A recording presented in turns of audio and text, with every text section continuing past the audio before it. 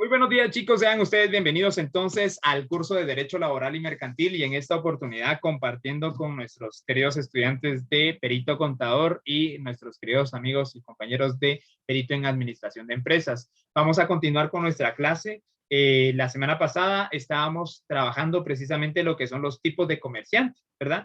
Y entre estos tipos de comerciante pues traíamos lo que es la persona individual y la persona colectiva, moral o jurídica, ¿verdad? Entonces, de alguna manera ya habíamos mencionado aspectos generales de estas y como última recapitulación, pues mencionamos esto, ¿verdad? Que la persona colectiva, moral o jurídica, tiene una personalidad jurídica y en sí son las sociedades mercantiles, ¿verdad? Las que tienen esta personalidad jurídica propia y distinta de la de los socios. Ojo aquí, parece trabalenguas, de la de los socios, individualmente considerados. Tendrán capacidad en este caso de contraer obligaciones y responsabilidades jurídicas, ¿sí? Haciendo referencia a esto, chicos, pues por eso se dice muchas veces la persona jurídica, cuando se hace referencia, por ejemplo, a una sociedad, supongamos, o a una empresa, ¿sí? Entonces se hace referencia como una persona jurídica, aparte de la persona individual. Entonces, por eso es que esta parte precisamente como del trabalenguas que yo les decía hace un momento, pues habla que la sociedad mercantil obviamente está constituida por diferentes socios y cada uno de estos socios tiene una personalidad, ¿sí? Pero en sí, la sociedad como empresa tiene una personalidad jurídica diferente a la de los socios, ¿verdad? Entonces, vamos a suponer que, por ejemplo, aquí hay 6, 7 socios. Entonces, cada uno de estos socios, supongamos acá, socio número 1, socio 1 está acá, socio 2, socio 3. Cada uno de estos socios tiene precisamente una personalidad que es una personalidad individual, pero todos ellos en conjunto tienen una personalidad jurídica que es precisamente la personalidad de la sociedad mercantil, ¿verdad? Muy bien, yo espero que haya quedado claro esto, ¿sí? Como parte de la recapitulación de la última clase. Voy a borrar mis dibujos y vamos a continuar con la clase del día de hoy. Vamos a seguir con este punto importante y ahora vamos a hablar de la solemnidad, ¿sí? Este es un tema muy importante, ¿sí? La base legal, por si alguno quisiera verificar esta base legal, esta la encontramos en el artículo 16. Nos habla sobre la solemnidad de las sociedades. Artículo 16, decreto 2-70. ¿Sí? Ahora, en este caso, la constitución de la sociedad y todas sus modificaciones, ¿verdad? Forman parte de esta sociedad, de esta solemnidad, perdón, de esta solemnidad. Por ejemplo, las prórrogas, el aumento o reducción de capital, cambios de razón social o denominación, fusión, disolución, cualesquiera en este caso, sí, cualesquiera otra reforma o ampliación se hará constar en escritura pública. Entonces, por eso aquí subrayé en la parte final, se hará mediante escritura pública. Incluso la separación o ingresos de socios en las sociedades no accionadas también se formalizan en escritura pública. Entonces, chicos, pudiéramos mencionar que cuando hablamos de solemnidad, yo creo que pues hemos escuchado esto un par de veces, ¿verdad? El término solemnidad. El término solemnidad en cuestiones por ejemplo, lo hemos escuchado tal vez en criterios religiosos o espirituales, ¿verdad? Entonces dicen, por ejemplo, la Iglesia Católica tiene muchas solemnidades y que dice, bueno, es la solemnidad, por ejemplo, del miércoles de ceniza, que ya es la próxima semana, si no estoy mal, ustedes me recordarán. Pero hay solemnidades, hay como quien dice un cierto tipo de reconocimiento, de respeto, ¿sí? De poder determinar una fecha importante, ¿sí? O un acontecimiento importante, recordar y darle esa solemnidad, ¿sí? Ahora bien, en cuestiones de lo mercantil no hay que confundir ese tipo de solemnidad, ¿sí? Religiosa con la solemnidad mercantil. La solemnidad acá en el curso hace referencia a lo último que copié, a eso que está subrayado, a que todo se debe de formalizar. Entonces, lo solemne en lo mercantil es que se formalice por medio de una escritura pública. Esa es la solemnidad, ¿sí? Es ese reconocimiento, si lo quiere ver así, es esa determinación de algo importante, de recordar, de plasmar algo que es importante para la empresa, así como para la fe es importante recordar ciertas fechas o ciertos acontecimientos, entonces se celebra la solemnidad de, así también se celebra la solemnidad de la escritura de constitución, se celebra la solemnidad de la creación de la sociedad, entonces ahí se le da esa importancia, ¿estamos? En lo mercantil, solemnidad hace referencia a la formalidad, ¿sí? Y esa formalidad es que todos estos acontecimientos, constitución, modificaciones, prórrogas, aumentos, reducciones, cambios, fusión, disolución, reforma, separación o ingresos de socios, se hace por escritura pública. Se formaliza en un documento legal. Y es ahí donde se da la solemnidad de la sociedad. ¿Estamos? No sé si quedó claro esto, chicos. ¿Sí? Pues, sin embargo, vamos a estar viendo una pequeña definición de lo que es solemnidad. Estamos siempre desde el punto de vista mercantil. Entonces, voy a trasladarme. Si alguien tiene alguna duda, me dice, porfa. Voy a trasladarme. Y vamos aquí con lo que es solemnidad. Perdón, chicos, ¿están viendo mi pantalla? Disculpen. Pregunto, Sí, ¿observamos profe. esto? ¿Sí lo observamos? ¿Sí? ¿Me confirman, por favor? Sí, profe. Entonces, solamente ahorita tenía que descongelar, perdón, ya me había asustado. Gracias por confirmar. Solemnidad, ¿sí? Para esto vamos a pedirle aquí a una personita que siempre colabora con nosotros, vamos a pedirle a Darling, de Administración de Empresas, que nos pueda leer esta definición de solemnidad. Solemnidad. En las sociedades por acciones, la modificación de la estructura constitutiva requerirá el voto unánime de los socios. Sin embargo, la escritura social puede modificarse por resolución si así se pactara. Muy bien, gracias, Darling. En este caso, pues, hacemos referencia siempre a lo que decíamos, ¿verdad? Que la solemnidad recae en esa formalidad que se le da a los actos o a los acontecimientos en lo mercantil. Y hacemos referencia acá a las sociedades por acciones, ¿verdad? Esto también lo menciona como parte del artículo 16. También si alguien tiene ahí su código de comercio y está siguiendo la lectura conmigo, enhorabuena. Ahí en el segundo párrafo nos menciona esto, ¿verdad? Que hace mención de las sociedades accionadas. Para esas sociedades accionadas, hablemos básicamente de sociedad en comandita por acciones, sociedad anónima, ¿verdad? Estas dos, pues, para hacer alguna modificación de acuerdo a la solemnidad o de acuerdo a la escritura de constitución, va a requerir que todos los socios, en este caso serían todos los accionistas, se pongan de acuerdo y voten a favor, ¿verdad? A diferencia, por ejemplo, de una sociedad personalista, por ejemplo, una colectiva, una comandita simple, una responsabilidad limitada, una de emprendimiento, que en este caso no requiere del voto unánime, sino que solamente del órgano de dirección, que en este caso sería la junta totalitaria, ¿sí? Entonces, esta sería la encargada de tomar la decisión de alguna modificación, ¿verdad? Sin embargo, la escritura social puede modificarse por resolución, si así se pactara, ¿verdad? Ya esto estaría pactado dentro de la misma escritura. Muy bien, vamos a seguir hablando de las sociedades. Si alguien tiene algo que agregar, algún comentario, algo que decir, enhorabuena, dígalo, no hay ningún problema y así podemos aclarar dudas o fortalecer nuestros conocimientos, ¿verdad? Vamos a terminar con una pequeña definición de solemnidad, ¿verdad? Para que todo quede bastante claro. Yo me voy a trasladar, discúlpenme, si alguien necesita más tiempito aquí me avisa, ¿sí? Y así yo me detengo, tal vez voy muy rápido. Voy a dar un par de segunditos más. Ya es viernes ustedes, gracias a Dios. Pero ¿a qué costo dirían por ahí? Bueno, vamos pues. Voy a continuar. Termino el tema de solemnidad con esta definición.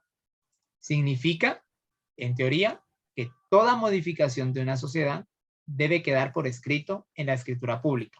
no se debe confundir con algo religioso, ¿sí? Punto importante. Por eso yo creo que ya queda bastante claro, ¿verdad? Iniciamos el tema precisamente colocando como ejemplo algo que conocíamos, ¿verdad? Entonces, un conocimiento previo, ahora lo relacionamos con un conocimiento nuevo, ¿verdad? Y podemos establecer ya entonces diferencias. No es lo mismo una solemnidad religiosa a una solemnidad mercantil, ¿sí? Cuando la mercantil es dejar plasmado o por escrito toda modificación. ¿Y dónde? En la escritura pública, por un procedimiento formal, un procedimiento legal, un procedimiento notarial. ¿Estamos? Muy bien. Yo creo que con esto pues queda bastante clara la idea de lo que sería entonces solemnidad, ¿verdad? Voy a pasar a un punto muy importante, vean, es uno de los puntos que a mí más me gusta dentro del curso de Derecho Laboral y Mercantil, porque este tema o este punto trasciende a otros cursos, sobre todo del sexto diversificado. Entonces, pues vamos a avanzar, ¿les parece? Voy a continuar, si alguien necesita más tiempo aquí me avisa. Vamos a continuar y vamos a hablar ahora, ponemos como título por favor, capacidad. ¿Sí? Hablemos de la capacidad, chicos. Para los que están llevando lectura y están resaltando algunos artículos importantes que hacemos mención aquí en clase, de los cuales vamos a evaluar lógicamente, pueden verificar este término de capacidad en el artículo 6, ¿sí? En el artículo 6 del decreto 2-70, perdón, ¿sí? Ahí está precisamente. Yo coloco un fragmento acá, ¿sí? Para que lo coloquemos en el cuaderno, por favor, ¿sí? Donde se menciona la capacidad. Para esto vamos a pedirle de favor a nuestra compañerita Jocelyn Ruiz, de PC, que nos pueda leer esta parte, este fragmento de este artículo 6, que es el decreto 270. Por favor, Jocelyn. Artículo 6, decreto 2-70, tiene capacidad para ser comerciante las personas individuales y jurídicas que conforme el Código Civil son hábiles para contratar y obligarse. Muy bien, gracias, Jocelyn. ¿Sí? Al final, aquí nos especifica que las personas que tienen capacidad, pues van a ser esas personas individuales, o sea, esas personas que tienen una personalidad jurídica, pero es individual, ¿sí? Un comerciante, por ejemplo, en lo mercantil, ¿verdad? Y también en lo social o en lo moral estaría la persona jurídica, que es de la que empezamos hablando en esta clase, ¿verdad? Voy a desactivar un par de audios ahí, nomás para que no nos interrumpan la clase, ¿sí? Entonces, por eso estas dos personas, tanto las empresas como los comerciantes individuales, pues tienen la capacidad tienen esa capacidad, ¿verdad? De ser comerciantes. Ahora, vamos a ir indagando un poquito más de esto, porque hay una parte importante aquí que dice, conforme el Código Civil, son hábiles para contratar y obligarse. Eso da a entender de que en el Código Civil establece quienes no tienen el grado de capacidad o esta característica de capacidad. Para eso vamos a estar esclareciendo este punto de capacidad. Me voy a trasladar, ¿sí? Si alguien necesita más tiempo, vuelvo y repito, me dice y con mucho gusto regresamos. Vamos a tratar de indagar un poquito más en lo que es capacidad y ya la vamos a definir como tal. Capacidad, ¿qué es? Es esa aptitud, ¿verdad? Es eso con lo que de alguna manera pues tenemos por naturaleza, por lo que nos hace diferentes, ¿sí? Por aptitud de una persona, ¿sí? Es la aptitud de una persona para adquirir derechos y contraer obligaciones por sí misma sin necesitar autorización de otro. Entonces, básicamente eso es la capacidad, ¿sí? Adquirir derechos y contraer obligaciones. Eso sería capacidad entonces, chicos, respecto a lo mercantil. Y es una aptitud de la persona, o sea, algo con lo que nace la persona, ¿sí? Incluso, más adelante vamos a entrar en debate, o bueno, yo creo que ya entramos en debate hace unos meses en los cursos, por ejemplo, de finanzas públicas y de teoría económica, donde hablábamos, por ejemplo, de algunas teorías del origen de la sociedad y cómo es que a veces se considera que por ejemplo, el embrión o bien el feto o bien el bebé que está dentro del vientre de la madre no tiene derechos.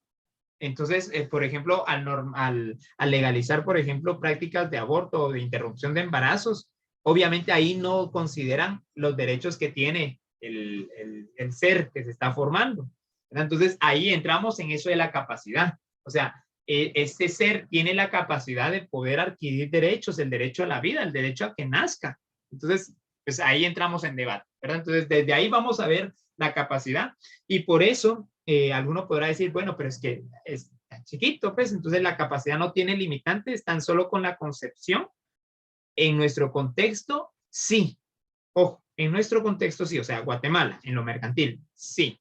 Pero hay diferentes capacidades. Entonces hay que diferenciar una capacidad de ejercicio y una capacidad de goce. Eso lo vamos a aplicar a continuación para lo mercantil. ¿Sí? Entonces voy a seguir avanzando. Si alguien necesita más tiempo o tiene algo que opinar, enhorabuena. Hagamos el organizador gráfico. Ustedes saben que yo siempre utilizo material didáctico aquí. Hagarle realce, si gusta, por cuestiones de tiempo que vieran. A mí me hubiera encantado compartir con ustedes este periodo de clases al doble de tiempo, ¿verdad? Como lo he compartido en otras oportunidades, pero por cuestiones de tiempo, pues solamente hagámosle un realce, ¿sí? Algo rápido, algo pronto, crayones, marcadores. Si no quisiera, por favor, que se quedara solamente con lapicero, ¿sí? Háganle un realce. Si no quiere, si se lleva mucho tiempo en cortar, en ir a buscar una hojita de colores, de un folder o algo, un reciclaje que tenga, si se lleva mucho tiempo, vaya, hágalo con crayones, hágalo con un par de colores. Profe, solo tengo azul y rojo. Aunque sea con azul y rojo, trate de hacerle un realce a esto, trate de hacer algo bonito en su cuaderno, ¿sí?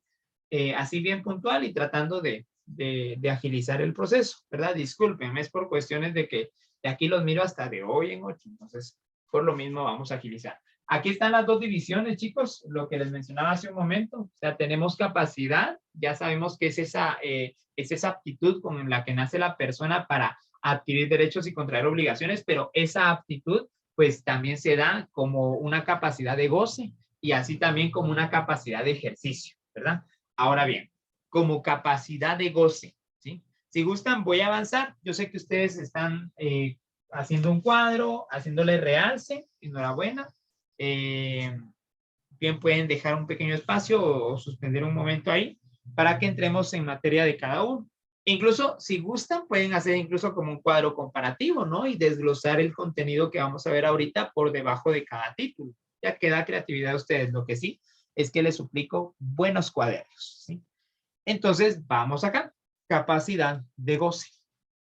Vamos a definirla de la siguiente manera y en esta oportunidad vamos a escuchar a Lady Acual, que nos pueda leer este enunciado de capacidad de goce.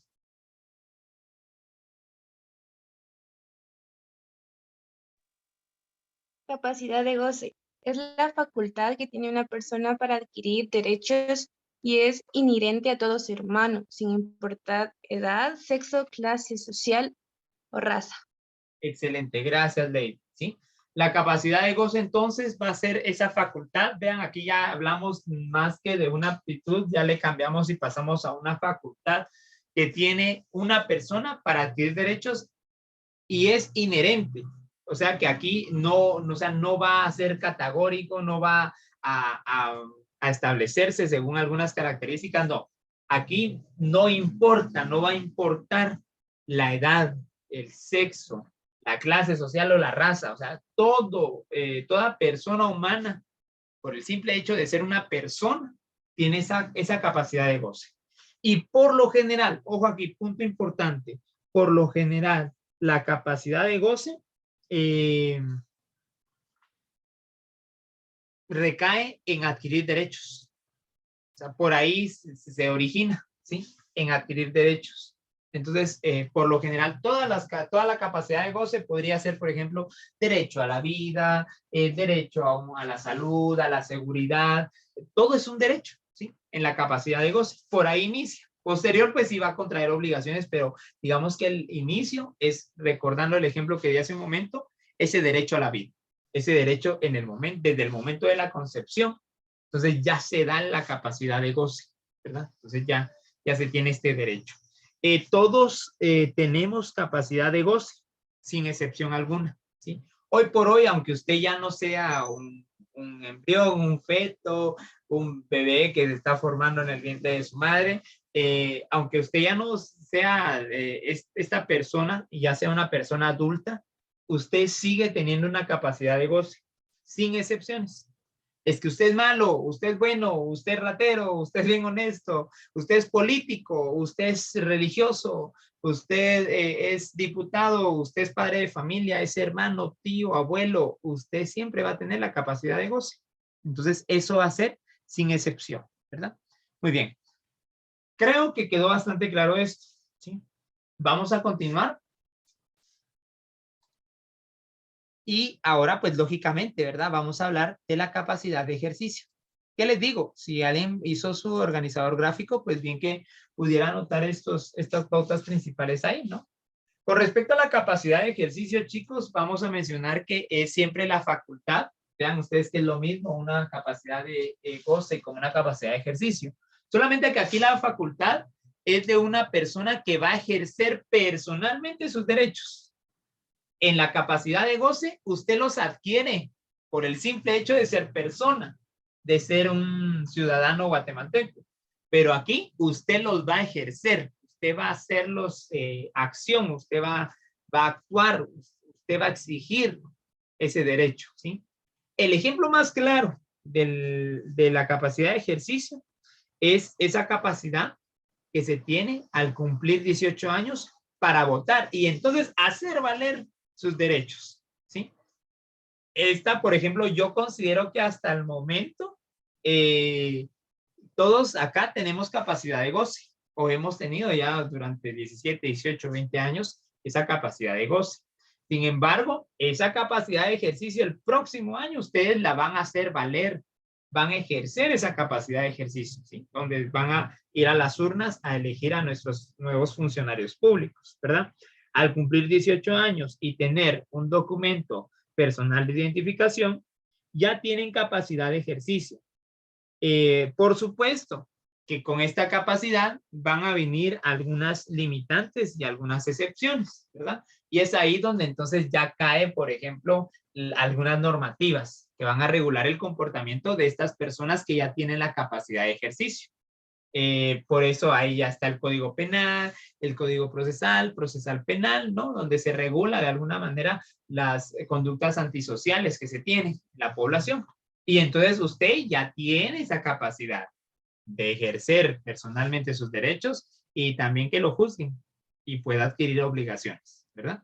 Bueno, yo creo que quedó bastante claro. Si hay alguna duda, algo que agregar, enhorabuena, me van diciendo. Si necesitan más tiempo también. Y con mucho gusto vamos a platicar de la capacidad de ejercicio según el Código Civil, ¿sí? Entonces, recuérdense que hay cosas que nosotros no observamos o no podemos percibir en el Código de Comercio, que no está contemplado en el Código de Comercio. Entonces, ¿qué es lo que hacemos? Lo vamos a buscar directo al Código Civil, siempre con base en los enfoques de los principios del derecho mercantil. Aquel principio de buena fe, la verdad sabida, toda prestación se presume honorosa y siempre se me olvida el segundo, perdón. Tenemos los cuatro, ¿verdad? Entonces, con base en esos cuatro principios, vamos a ver acá si los podemos recapitular, ¿sí? La intención de lucro. Ahí está, intención de lucro. Entonces, con base o bien con ese enfoque de los principios, caemos a los artículos. El artículo número 8 y número 9 del Código Civil. En este caso, estos artículos nos hablan de lo siguiente. La capacidad para el ejercicio de los derechos civiles se adquiere por la mayoría de edad. Punto importante, base legal de los 18 años, ¿verdad? Bueno, artículo 9. Los mayores de edad, o sea, mayores a 18 años, que adolecen de enfermedades mentales que los privan de discernimiento, deben ser declarados en estado de interdicción. Ahora bien, el artículo 9 nos habla precisamente de aquellas personas que sí son mayores de edad, con 18 años o más, pero que tienen una enfermedad y que esta enfermedad los considera o los priva del discernimiento. El discernimiento hace referencia a ese razonamiento y esa toma de decisión, o bien el poder discernir es poder identificar qué es bueno y qué es malo, ¿sí? qué es correcto, qué es incorrecto, qué es legal y qué es ilegal, ¿sí?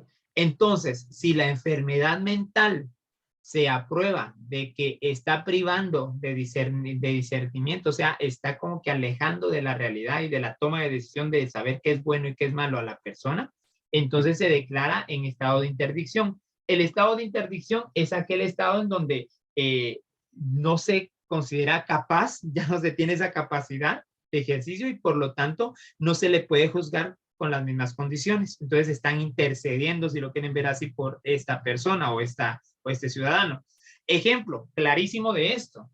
Yo sé que aquí hay algunos que les gusta estar al día en cuestión de noticias y todo, pero hace algunos años quizá pudieron observar que había un juicio sobre el expresidente, ahora que descanse en paz, Efraín Ríos Montt, sobre el genocidio del conflicto armado interno. Entonces, a él, como, miren, así técnicamente fue una técnica de su abogado. Lo declararon en estado de interdicción.